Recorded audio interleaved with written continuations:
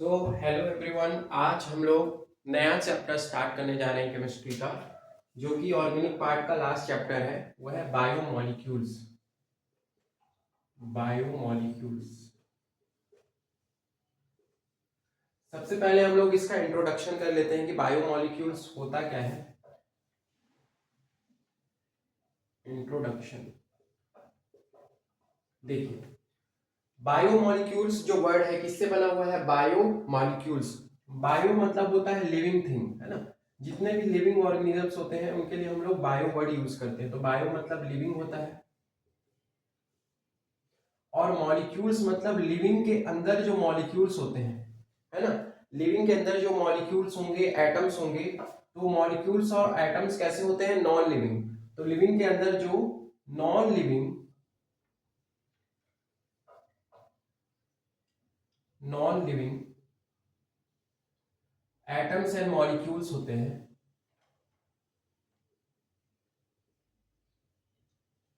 उसे हम combined form में क्या बोल देते हैं? बायोमोलिक्यूल्स। ठीक है। तो बायोमोलिक्यूल्स मतलब समझ के आप इसके टाइटल से समझ सकते हैं। बायो मतलब लिविंग, और लिविंग के अंदर जो भी एटम्स और मॉलिक्यूल्स प्रेजेंट होते हैं उन सभी को हम लोग कंबाइंड फॉर्म में क्या बोलते हैं? बायोमोलिक्यूल्स। मतलब लिविंग ऑर्गेनिजम्स के मॉलिक्यूल्स, उसको हम लोग कहते हैं बायोमोलिक्यूल्स। ठीक है। अब बायोमोलिक्यूल्स जो है, तो ये हमारा बायो का भी पार्ट है और केमिस्ट्री का भी पार्ट है ना। जैसे बायो बायो हमारा बायोलॉजी का पार्ट हो गया, मॉलिक्यूल्स हमारा हो गया केमिस्ट्री का पार्ट। अब हमारे बॉडी में जितने भी टाइप के केमिकल रिएक्शंस होते हैं, केमिकल्स होते हैं, है ना। हमारे लिविंग बॉडी में जितने भी केमिकल होते हैं, अब ये सभी केमिकल्स किसके बने होते हैं? ये सभी केमिकल्स एटम्स मॉलिक्यूल्स के बने होते हैं। मतलब किससे बने होंगे? नॉन लिविंग थिंग्स से बने होंगे, है ना। तो ये सभी केमिकल्स किससे बने होते हैं? नॉन लिविंग से। ठीक। तो इन्हीं को, और इसी की जो स्टडी करते हैं हम लोग, इसी की स्टडी को हम लोग क्या बोलते हैं? इसी की स्टडी को हम लोग बायोकेमिस्ट्री भी बोलते हैं। बायोकेमिस्ट्री।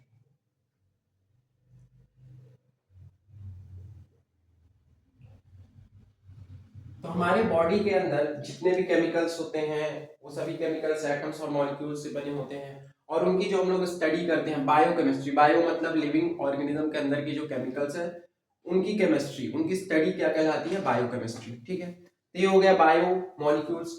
अब देखिए, जो हमारे लिविंग थिंग्स होते हैं, लिविंग ऑर्गेनिजम्स होते हैं, है ना। लिविंग ऑर्गेनिजम्स क्या करते हैं? ग्रो करते हैं, सस्टेन करते हैं, रिप्रोड्यूस करते हैं, है ना। लेकिन नॉन लिविंग ऑर्गेनिजम्स ये सब काम नहीं कर सकते, है ना। तो ये स्पेशलिटी होती है कि लिविंग ऑर्गेनिजम्स क्या करते हैं? सभी ग्रो, सस्टेन और ये करते हैं। अब देखिए, ये एटम्स और मॉलिक्यूल्स होते क्या है जो हमारे लिविंग ऑर्गेनिजम्स के अंदर आते हैं, जिनकी हम लोग स्टडी करेंगे। तो देखिए, अगर हम लोग अपनी पर्सनल बॉडी की बात करें तो हमारे अंदर कौन कौन से एटम्स और मॉलिक्यूल्स हैं जिनका यूज हमारी बॉडी करती है? देखिए, वो है मेनली जैसे carbohydrates.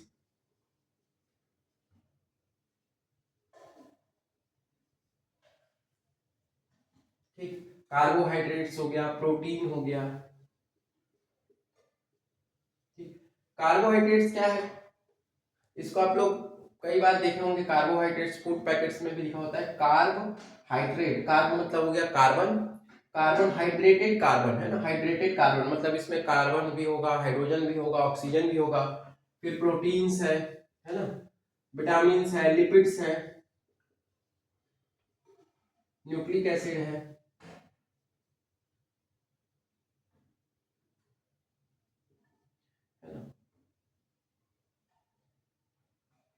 Nucleic acid.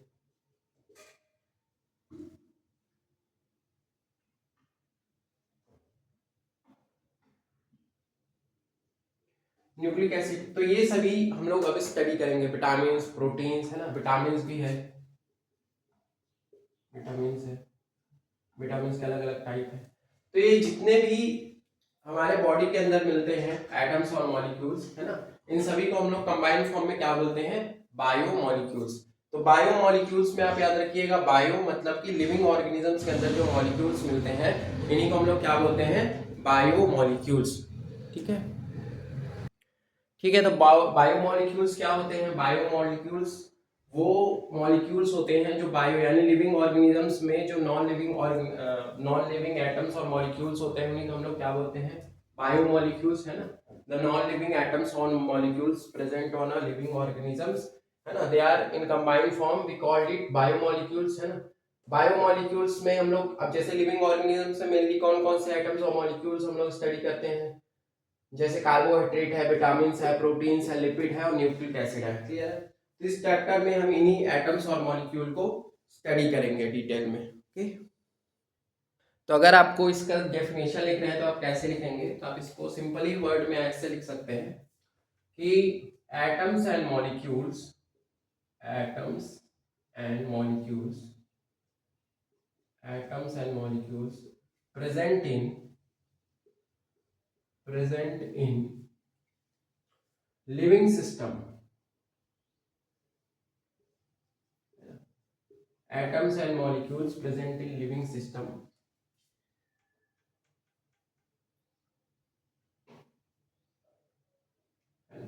present in living system falls in the domain of biomolecules। अगर आपको डिफाइन करना है सिंपल वर्ड में तो आप ऐसा बोल सकते हैं, तो जो एटम्स और मॉलिक्यूल्स हैं which is present in living system falls in the domain of biomolecules। Clear, तो आप इसको भी सिंपली डिफाइन कर सकते हैं अगर आपको डेफिनेशन लिखना है तो। क्लियर। नेक्स्ट हम लोग बात करते हैं कार्बोहाइड्रेट्स की। तो कार्बोहाइड्रेट्स क्या होते हैं, कार्बोहाइड्रेट्स वो मॉलिक्यूल हैं जिसमें कार्बन और हाइड्रेट मतलब वाटर, कार्बन और वाटर मतलब कौन कौन से एलिमेंट होंगे इसमें, कार्बन होगा, हाइड्रोजन होगा और ऑक्सीजन होगा। ठीक है, ये कार्बोहाइड्रेट्स होंगे। कार्बोहाइड्रेट्स मेनली कहाँ से प्रोड्यूस होते हैं, ये हमें प्लांट से मिलते हैं, they are mainly produced from the plants, और इनसे बहुत सारे ऑर्गेनिक कंपाउंड्स फॉर्म होते हैं ना। तो इसमें आप ऐसा लिख सकते हो कि carbohydrates are primarily produced from plants, है ना, कहाँ से प्रोड्यूस होते हैं, प्लांट से, primarily produced from plants,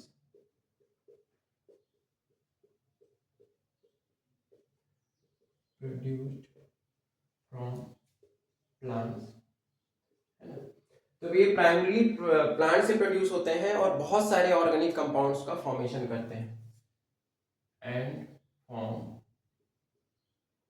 many organic compounds, many organic compounds, बहुत सारे ये ऑर्गेनिक कंपाउंड का फॉर्मेशन करते हैं। ठीक है, तो ये हो गए हमारे कार्बोहाइड्रेट्स। अब ये जो कार्बोहाइड्रेट्स होते हैं इनका जो जनरल फॉर्मूला होता है, जनरल फॉर्मूला क्या होता है, इनका जनरल फॉर्मूला होता है CxH2O। देखिए ये कार्बोहाइड्रेट्स मतलब इसमें कार्बन और हाइड्रेट वाटर होगा, तो कार्बन और वाटर ये इनका जनरल फॉर्मूला है। जैसे मान लीजिए एग्जांपल ग्लूकोज का अगर हम लोग एग्जांपल लें, ग्लूकोज इसका एग्जांपल है, ग्लूकोज का क्या होता है फॉर्मूला, C6H12O6, है ना। तो इसको हम लोग ऐसे लिख सकते हैं C6H2O और यहाँ पे 2। ठीक, इस तरह से हम लोग फॉर्मूला को लिख सकते हैं। लेकिन इसमें एक नोट पॉइंट लिख लीजिए कि all the compounds having follow this formula are not carbohydrates, है ना। सभी कंपाउंड जिनका इसके जैसा फॉर्मूला है जरूरी नहीं है कि वो कार्बोहाइड्रेट्स ही हो, है ना। इसमें एक नोट पॉइंट भी डाल दीजिएगा, note all the compounds, all the compounds follow this formula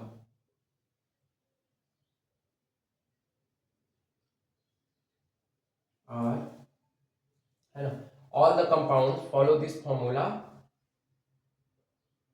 are not carbohydrates। सभी कंपाउंड्स जो ये फॉर्मूला फॉलो करते हैं जरूरी नहीं है कि वो कार्बोहाइड्रेट्स ही हों,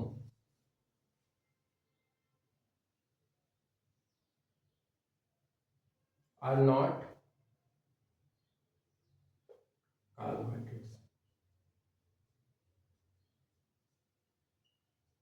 जैसे मान लीजिए एग्जांपल, यहाँ पे अगर मैं एग्जांपल लिखूं एसिटिक एसिड का, तो एसिटिक एसिड का फॉर्मूला क्या होता है CH3COOH, इसको हम लोग कैसे लिख सकते हैं C2H4 C2O2H4 ऐसे लिख सकते हैं, या इसी को आप ऐसे भी लिख सकते हैं C2H2O2 ऐसे भी लिख सकते हैं। तो एसिटिक एसिड का फॉर्मूला भी ऐसे ही होता है, लेकिन जरूरी नहीं है कि वो कार्बोहाइड्रेट है ना। तो कार्बोहाइड्रेट का जनरल फॉर्मूला ये है, लेकिन ये हर कंपाउंड में अप्लाई नहीं होता। तो मेन तो ये हो गया कार्बोहाइड्रेट्स का। इसके अलावा जो कार्बोहाइड्रेट्स होते हैं ये कैसे होते हैं, ये सभी ऑप्टिकली एक्टिव होते हैं, ये याद रखिएगा, ऑप्टिकली एक्टिव। अब ये ऑप्टिकली एक्टिव क्या होता है, ऑप्टिकली एक्टिव का मतलब ये है कि ये जो कंपाउंड्स होंगे यानी ऑर्गेनिक कंपाउंड्स होंगे, जैसे मान लीजिए कि आपके पास एक बीकर है, ये मान लेते हैं आपके पास बीकर है, और बीकर में आपने कार्बोहाइड्रेट डाल दिया है ना। अब इसमें से अगर आप पीपीएल लाइट को पास करेंगे, तो पीपीएल लाइट क्या होती है, जो एक ही डायरेक्शन में प्रोपोगेट करती है, या तो वर्टिकल करेगी या तो हॉरिजॉन्टल करेगी, है ना। मान लो कि ये वर्टिकली प्रोपोगेट करते हुए इसको पास करती है पीपीएल लाइट, है ना। तो या तो ये वर्टिकली ही निकल जाएगी, मतलब कि उस पीपीएल लाइट में कोई भी डिफ्लेक्शन नहीं होगा, या तो वो थोड़ा सा डिफ्लेक्टेड हो जाएगी एंटी क्लॉकवाइज, या तो डिफ्लेक्टेड हो जाएगी क्लॉकवाइज, है ना। तो अगर पीपीएल लाइट ऑर्गेनिक कंपाउंड से एज इट इज निकल जाती है, तो हम लोग यही कहेंगे कि वो ऑर्गेनिक कंपाउंड कैसा है, ऑप्टिकली इनएक्टिव है।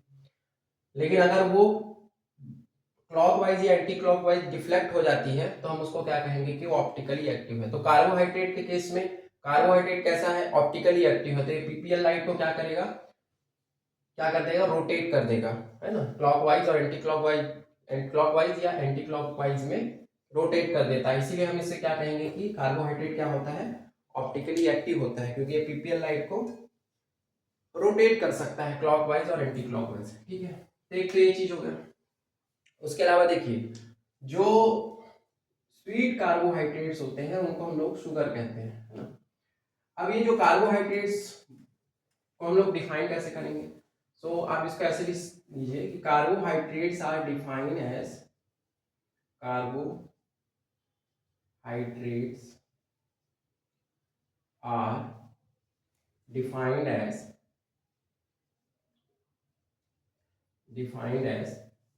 पॉलीहाइड्रोक्सी एल्डिहाइड, मतलब ये या तो पॉलीहाइड्रोक्सी एल्डिहाइड होते हैं, पॉलीहाइड्रोक्सी एल्डिहाइड, पॉलीहाइड्रोक्सी एल्डिहाइड और कीटोन, या पॉलीहाइड्रोक्सी क्या होते हैं, कीटोन होते हैं, और कीटोन, है ना। एंड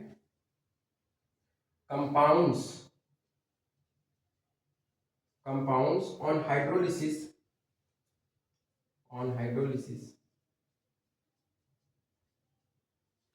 gives these units, है ना, gives this unit are, तो वो कंपाउंड जो हाइड्रोलिसिस कराने पे ये यूनिट्स प्रोड्यूस करेंगे, है ना, उन्हें भी हम क्या कहेंगे, compounds on hydrolysis give this unit are also carbohydrates.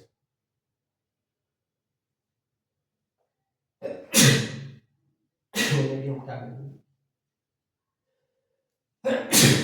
Sorry, carbohydrates कहेंगे। तो ये चीज याद रखिएगा कि कार्बोहाइड्रेट्स कौन होते हैं, कार्बोहाइड्रेट्स जो है तो पॉलीहाइड्रोक्सी एल्डिहाइड या कीटोन होते हैं। उसके अलावा वो कंपाउंड जो हाइड्रोलिसिस यानी पानी में डालने पर पॉलीहाइड्रोक्सी एल्डिहाइड या कीटोन दे, उन्हें भी हम लोग क्या कहेंगे, कार्बोहाइड्रेट ही कहेंगे। जैसे शुगर को हम लोग पानी में डालते हैं, ग्लूकोज और फ्रक्टोज में टूट जाता है, तो वो भी पॉलीहाइड्रोक्सी कीटोन और एल्डिहाइड देता है, इसलिए शुगर भी हमारा क्या है, कार्बोहाइड्रेट है, ठीक है। अब देखिए कार्बोहाइड्रेट में बता देता हूं आपको, जो कार्बोहाइड्रेट स्वीट होते हैं, टेस्ट में स्वीट कार्बोहाइड्रेट होते हैं, उन्हें हम लोग क्या कहते हैं, उनको हम लोग केन शुगर, है ना, केन शुगर कहते हैं, या नॉर्मली इनको हम लोग शुगर भी कहते हैं, और क्या कहते हैं, एक सेकंड सॉरी, जो स्वीट होते हैं नॉर्मली हम उनको क्या कह देते हैं, शुगर। शुगर कहते हैं, या इनको हम लोग सैकराइड भी कह देते हैं, है ना। तो जो भी स्वीट में होगा, है ना, उसको हम लोग क्या कहेंगे, शुगर या सैकराइड।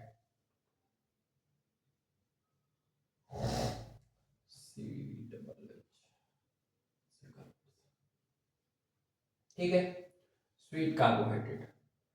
उसके अलावा इसके एग्जांपल्स क्या क्या लिख सकते हैं आप कार्बोहाइड्रेट से। कार्बोहाइड्रेट किस में मिलता है, तो कार्बोहाइड्रेट्स आपको केन शुगर में मिल जाएगा,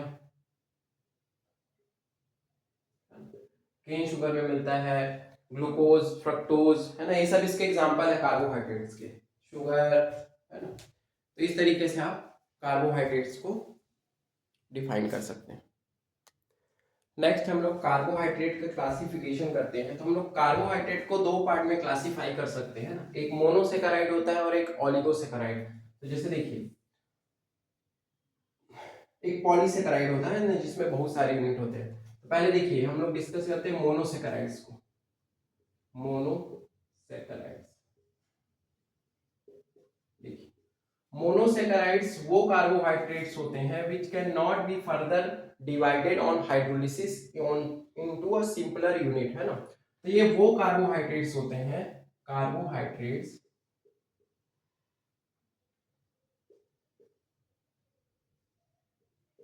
carbohydrates which cannot be further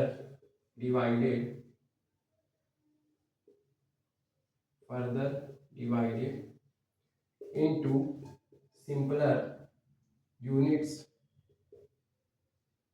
simpler units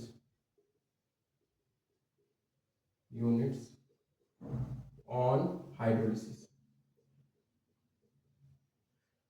तो वो कार्बोहाइड्रेट्स जिनको हम लोग हाइड्रोलिसिस करा करके और ज्यादा सिंपलर यूनिट्स में डिवाइड नहीं कर सकते, तो उन्हें हम नॉर्मली क्या कहेंगे, मोनोसैकेराइड्स। ठीक है, तो इसके आप एग्जांपल्स लिख दीजिए। एग्जांपल्स जैसे मान लीजिए आपका ग्लूकोज है ना, फ्रक्टोज है ना, और क्या है, और हम लोग का लैक्टोज है ना, और गैलेक्टोज है। ठीक, तो ये सब इसके एग्जांपल हो जाएंगे मोनोसैकेराइड्स के। ठीक है, नेक्स्ट हम लोग देखते हैं ऑलिगोसैकेराइड, है ना। एक मोनोसैकेराइड्स है जिसमें एक ही यूनिट होता है ना? और इसको हम लोग वाटर में हाइड्रोलिसिस करके और ज्यादा नहीं तोड़ सकते, तो नॉर्मल मोनोसैकेराइड्स होगा, है ना। जैसे ग्लूकोज सिंपलर यूनिट है, इसको और हम नहीं तोड़ सकते। फ्रक्टोज भी सिंपलर यूनिट होता है। एक हम लोग का ऑलिगोसैकेराइड्स।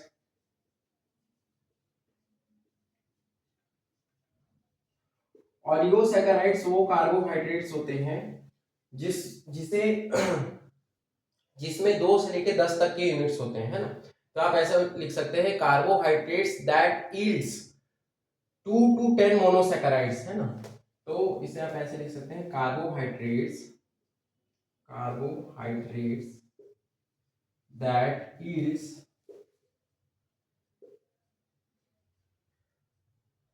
2 to 10 मोनोसैकेराइड्स, जिसमें 2 से लेके 10 तक मोनोसैकेराइड्स होते हैं। 2 to 10 मोनोसैकेराइड्स यूनिट्स, है ना, which yields 2 to 10 monosaccharides units on hydrolysis. Hydrolysis करने पर 2 से 10 मोनोसैकेराइड्स यूनिट्स को ये यील्ड कर सकता है ना। इसे हम लोग ऑलिगोसैकेराइड्स कहते हैं। अब फिर ऑलिगोसैकेराइड्स के अलग अलग टाइप्स भी हैं, है ना। तो देखिए, एक होता है डाइसैकेराइड।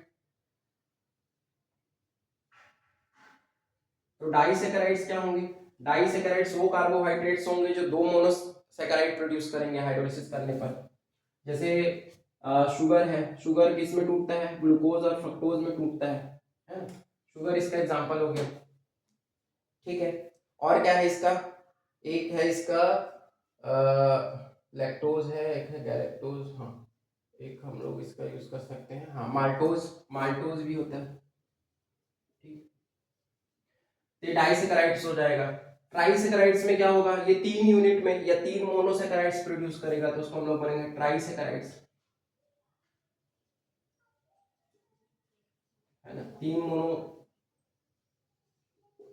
प्रोड्यूस करेगा, ठीक है। तो ऐसे करके डाइसेकेराइड, ट्राइसेकेराइड्स है ना, तो ऐसे करके हम लोग इसको डिवाइड कर सकते हैं। ट्राई होगा, फिर टेट्रा होगा, टेट्रा में क्या होगा 4 है ना, अगर आप टेट्रा करोगे तो 4 टेट्रासेकेराइड्स, ठीक। ये कितने प्रोड्यूस करेगा 4। तो इस तरीके से हम लोग इसको डिवाइड कर सकते हैं ओलिगोसेकेराइड्स को, क्लियर। देखिए तीसरा है हमारा पॉलीसेकेराइड। पॉलीसेकेराइड्स क्या होते हैं? Carbohydrates that yields large number of monosaccharides unit.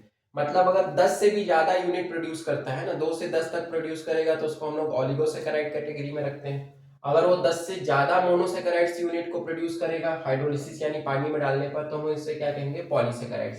जैसे सेल्यूलोज हो गया, स्टार्च और ग्लाइकोजन। अब देखिए ये ज्यादा मोनोसेकेराइड्स यूनिट कैसे प्रोड्यूस करते हैं, तो याद रखिएगा जो ऑलिगोसेकेराइड या पॉलीसेकेराइड्स कार्बोहाइड्रेट होते हैं उनको अगर हम लोग हाइड्रोलिसिस कराते हैं मतलब उसको हम पानी में डालते हैं, तो पानी में डालेंगे तो सिंपलर यूनिट्स में टूट जाएगा, अपने मोनो यूनिट्स में ब्रेक डाउन हो जाता है। जैसे अगर हम लोग डाइसेकेराइड्स की बात करें, शुगर की बात करें, तो शुगर क्या होता है? डाइसेकेराइड होता है। तो ये अपने मोनोसेकेराइड्स के दो मोनोसेकेराइड्स में ब्रेक डाउन हो जाएगा, है ना। तो इसमें से हमें मान लो कार्बोहाइड्रेट, 2 और कार्बोहाइड्रेट मिल जाएगा। ये भी कार्बोहाइड्रेट्स ही होते हैं जिसमें ब्रेक होता है, प्लस कार्बोहाइड्रेट्स,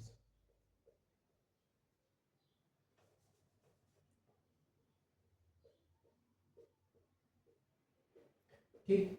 इसी तरह अगर बहुत ज्यादा यूनिट है तो बहुत ज्यादा कार्बोहाइड्रेट्स के मोनो यूनिट में टूट जाएगा, क्लियर। इस तरह से ये जो पॉली और ऑलिगो सेकेराइड्स होते हैं इनको हम लोग हाइड्रोलिसिस यानी वाटर में डालते हैं तो ये अपने सिंपलर फॉर्म में ब्रेक हो जाते हैं। नेक्स्ट देखिए हम लोग कार्बोहाइड्रेट्स को 2 टाइप से डिवाइड कर सकते हैं, है ना। इसमें देखिए carbohydrates which reduces Tollens reagent and Fehling solution are called reducing agent, reducing sugars। तो वो कार्बोहाइड्रेट्स जो फेहलिंग सॉल्यूशन और टॉलेंस रिएजेंट को रिड्यूस कर सकते हैं या उनके साथ रिएक्ट कर सकते हैं, उनको हम लोग क्या कहेंगे? Reducing sugars, clear. अब टॉलेंस रिएजेंट और फेहलिंग सॉल्यूशन ये किसको रिड्यूस करते हैं? ये केवल एल्डिहाइडिक कंपाउंड को रिड्यूस करते हैं, मतलब कि वो कार्बोहाइड्रेट वो होगा जिसमें एल्डिहाइड होना चाहिए, ठीक है। लेकिन इसमें एक और पॉइंट लिखिएगा, मोनोसैकेराइड्स जो होते हैं चाहे वो एल्डोज हो या कीटोज हो, वो सभी रिड्यूसिंग शुगर कहलाते हैं, ठीक है। अब जैसे देखिए हम लोग टॉलेंस रिएजेंट और फेहलिंग सॉल्यूशन की बात करते हैं। जैसे मान लीजिए कि आपके पास टॉलेंस रिएजेंट है। टॉलेंस रिएजेंट किसे कहते हैं? आपके पास टॉलेंस रिएजेंट में या तो Ag+ होगा आपके पास, है ना, या तो Ag2O होगा, है ना, या तो आपके पास और क्या हो सकता है? AgNH3,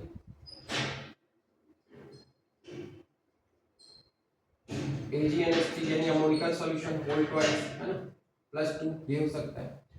तो ये सभी टॉलेंस रिएजेंट है हमारे, है ना। तो Ag या तो प्लस के फॉर्म में होगा, मतलब कुल मिला के आपको प्लस चार्ज के साथ Ag ही मिलेगा। यहाँ पे भी प्लस चार्ज के साथ Ag, यानी Ag में +1 का चार्ज रहता है, ऑक्सीडेशन रहता है। यहाँ पे भी सेम चीज रहता है।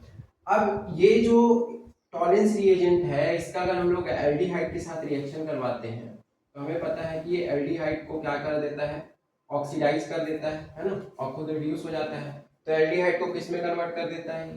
ये कन्वर्ट कर देता है कार्बोक्सिलिक एसिड में, तो हमें कार्बोक्सिलिक एसिड मिल जाता है, क्लियर है। और साथ में ये सिल्वर प्रोड्यूस करता है जिसे हम सिल्वर मिरर कहते हैं, क्लियर। तो ये टॉलेंस रिएजेंट है जो सिर्फ एल्डिहाइड के साथ ही रिएक्ट करता है। वैसे अगर हम लोग फेहलिंग सॉल्यूशन की बात करें तो फेहलिंग सॉल्यूशन में क्या होता है? इसको याद रखिए, जो हम लोग पहले पढ़े थे, फेहलिंग सॉल्यूशन। तो देखिए फेहलिंग सॉल्यूशन में क्या होता है?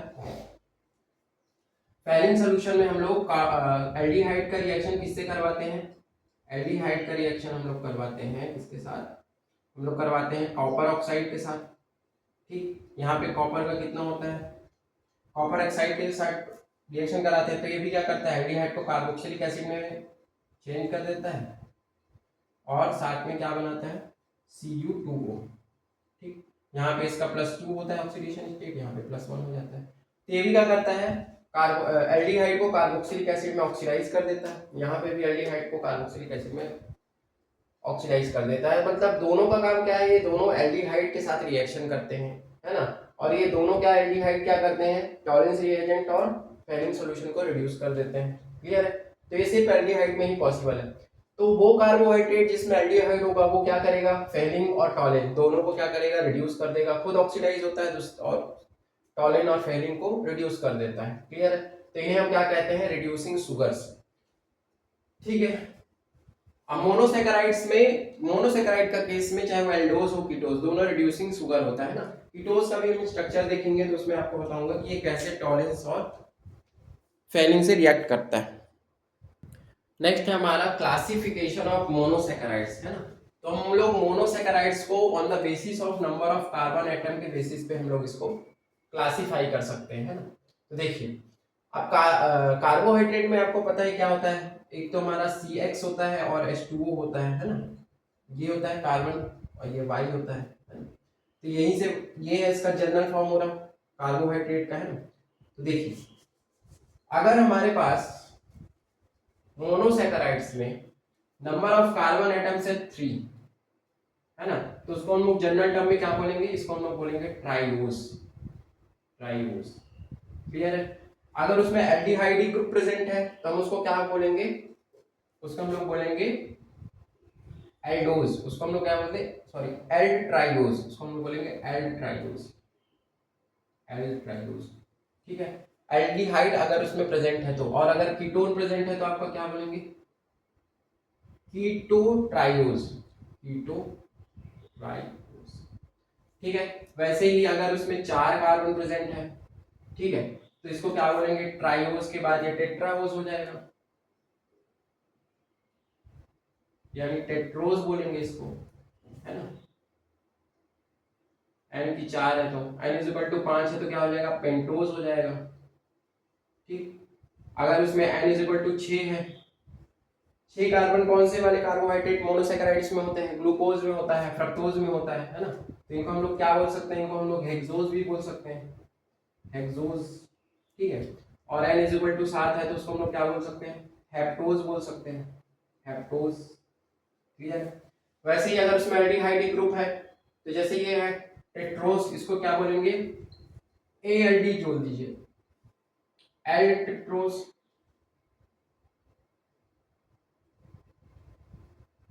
है ना। ये हो जाएगा कीटो टेट्रोस, ये हो जाएगा पेंट टेट्रोस, ये हो जाएगा कीटो और ये हो जाएगा एल्ड हेक्सोस, ये हो जाएगा कीटो हेक्सोस, है ना।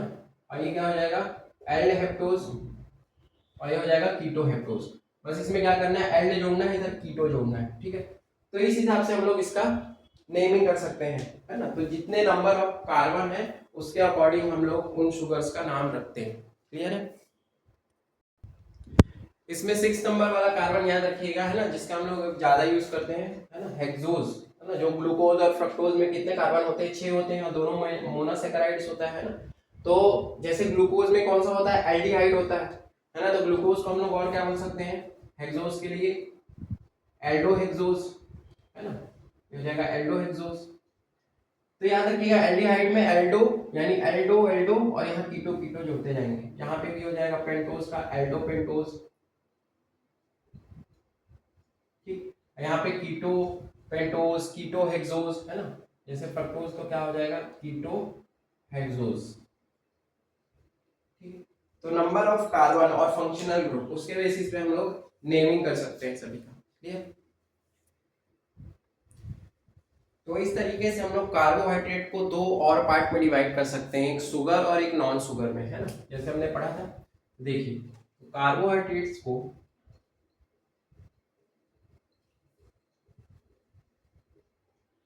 हम लोग फर्दर 2 पार्ट में डिवाइड कर सकते हैं। एक हम लोग का होगा शुगर कार्बोहाइड्रेट्स और एक हो जाएगा हमारा non sugar carbohydrates, non sugar. तो जो शुगर कार्बोहाइड्रेट्स होते हैं ये कैसे होते हैं, ये टेस्ट में स्वीट होंगे, है ना, स्वीट टेस्ट होगा इनका। ठीक।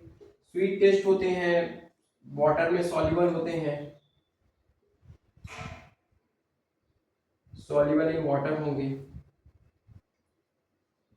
और क्या होगा, और ये होते हैं क्रिस्टलाइन सॉलिड, ये होते हैं क्रिस्टलाइन सॉलिड,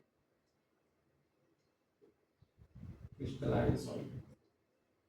ठीक, तो ये होते हैं हमारे शुगर, ठीक है, जो कि स्वीट टेस्ट होंगे, सॉल्युबल इन वाटर होंगे और किस टाइप से होंगे, क्रिस्टलाइन सॉलिड होंगे। क्लियर है। अब शुगर के एग्जांपल्स में क्या क्या आ जाएंगे, शुगर में जैसे अगर हम लोग देखें मोनोसेकेराइड्स, तो मोनोसेकेराइड्स में हमारे आ जाएंगे एल्डोज और कीटोज, है ना, जिसमें एल्डिहाइड होगा वो एल्डोज, जिसमें कीटोन होगा वो कीटोज हो जाएगा। तो अगर मोनोसेकेराइड्स के एग्जांपल देखेंगे तो हम लोग का एल्डोज हो जाएगा, कीटोज हो जाएगा।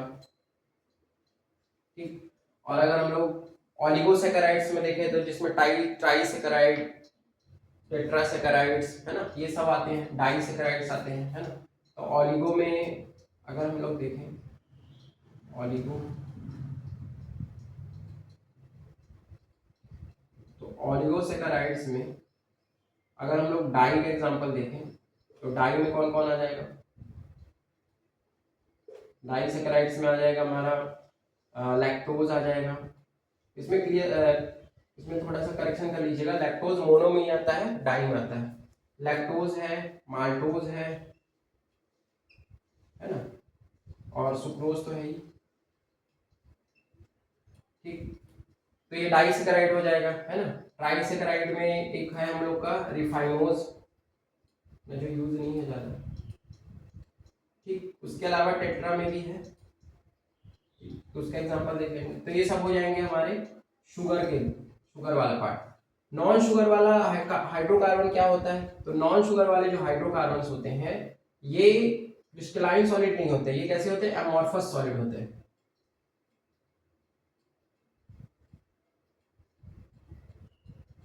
है ना, एमॉर्फस। अब देखिए इसमें फर्क क्या होता है दोनों में, एमॉर्फस सॉलिड में और क्रिस्टलाइन सॉलिड में।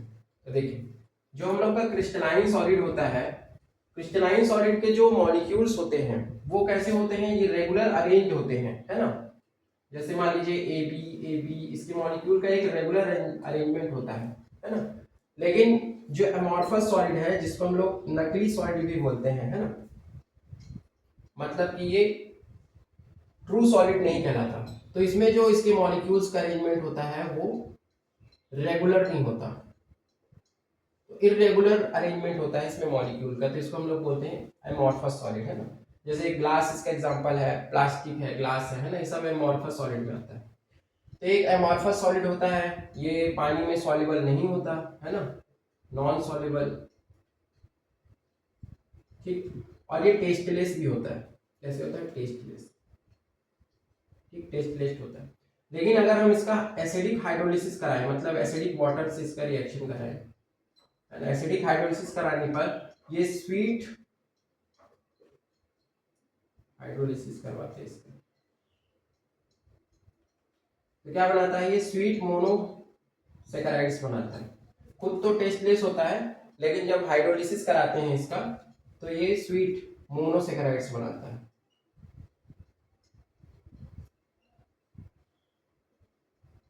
ना। जैसे मान लीजिए कि आपके पास नॉन शुगर है C6H12O5, है ना, इसके N यूनिट्स हैं। अब इसका हम लोग हाइड्रोलिसिस यानी वाटर से रिएक्शन कराएंगे तो ये स्वीट मोनोसेकेराइड यानी ग्लूकोज टाइप का कुछ बनाएगा, यानी कि C6H12O6, है, ऐसे ग्लूकोज के N यूनिट बना देगा। तो इस टाइप से इसको हम लोग दो पार्ट में डिवाइड कर सकते हैं, एक हम लोग का शुगर और एक हम लोग का नॉन शुगर। क्लियर।